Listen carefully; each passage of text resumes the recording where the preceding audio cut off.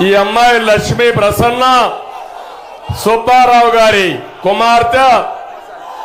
అతను ఒక పద్మశాలి కుటుంబం, ఒక చేనేత పని చేసుకునేవాడు.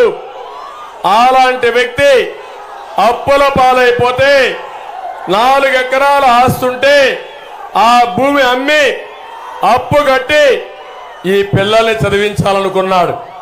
ఈ అమ్మాయి వీళ్ళ చెల్లెలు ఒక అమ్మాయి ఉండేది. ఈ వైఎస్ఆర్ కాంగ్రెస్ నాయకులు ఆన్లైన్ లో సుబ్బారావు యొక్క ఆస్తిని వాళ్ళ పేరుతో రాసుకున్నారు.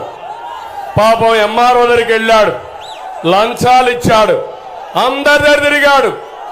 ఎవ్వరు కూడా కనికరించకపోతే జీవితం మీద ఆశలుకొని రైల్వే ట్రాక్ మీదకి వెళ్ళి ట్రైన్ యాక్సిడెంట్ రైల్వే లైన్ మీద పడుకొని బలవంతపు మరణం చేసుకున్నాడంటే నేను అడుగుతున్నా, తెలియగానే వాళ్ళ తల్లి కూతురు విషయం తాగి చనిపోయారు.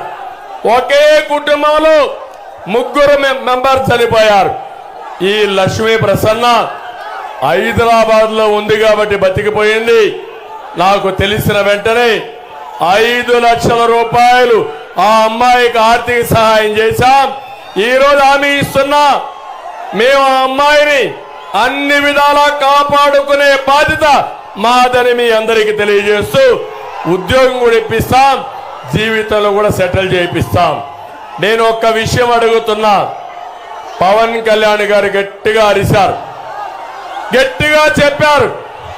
ఈ పాపాలు ఏమాత్రం ఉన్నాయంటే సమాజాన్ని సర్వనాశనం చేసే స్థాయికి చేరిపోయినాయి.